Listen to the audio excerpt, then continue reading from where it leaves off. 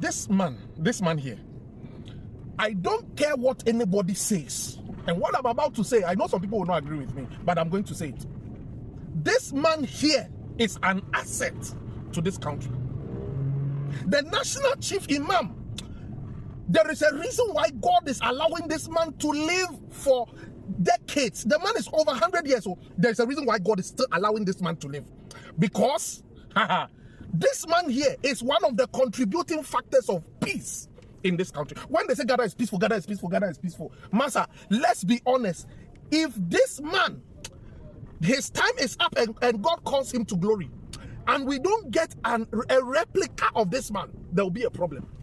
This man is the reason why there can be a mosque here and there can be a church here and there's no problem. This man, he is the reason why Sharia law is not working in Ghana. This man here is the reason why in Ghana, the Muslims, a Muslim can just say, oh, I don't want to be a Muslim anymore. I am okay. And you will not hear that somebody has been eliminated because he said, I don't want to be a Muslim. Unlike some countries. This man here. Do you think that this man doesn't know Sharia law? When this incident happened, and I heard and saw that the national chief imam has sent an official message that the guy who said that if anybody attacks or insults the Prophet Muhammad, the person must be beheaded. National chief imam said that man should be arrested. I said, walhamdulillah. La ilaha illallah. I said, this man is a man of peace, a man of logic, a man of reason, because he knows that the country in which his children are living, the country in which his family is living, he is very aware that the day Sharia law will begin to work.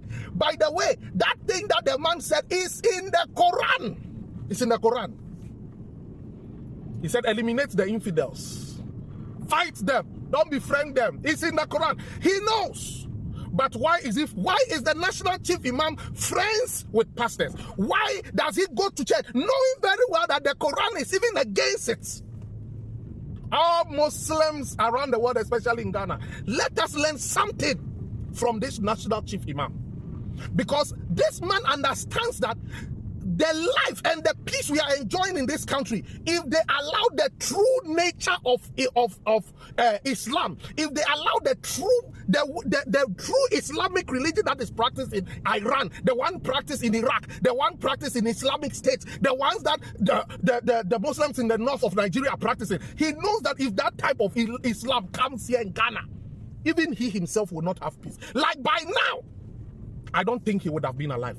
Because there would not be peace for him. Yes, that is the reality.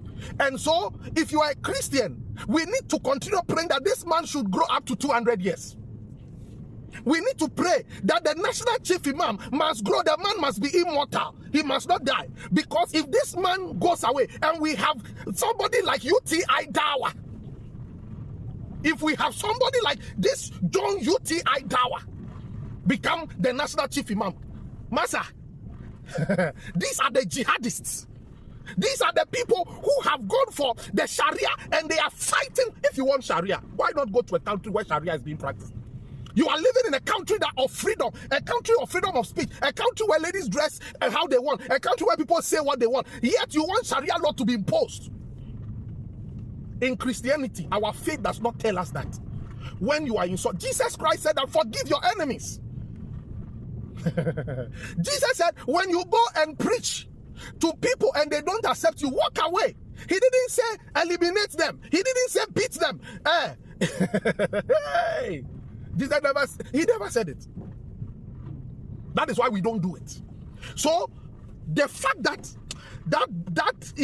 guy, the imam, was actually saying something in the Quran.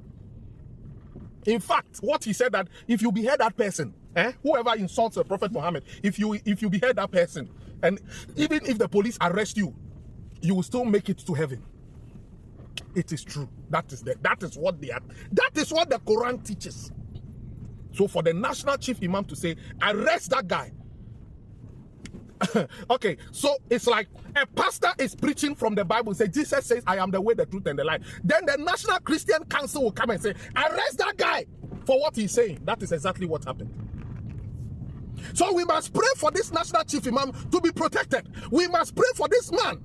We must pray for him to live up to 1,000 years, because the peace in this country that we are enjoying as far as religious interconnections are concerned, this man is a key factor in that peace.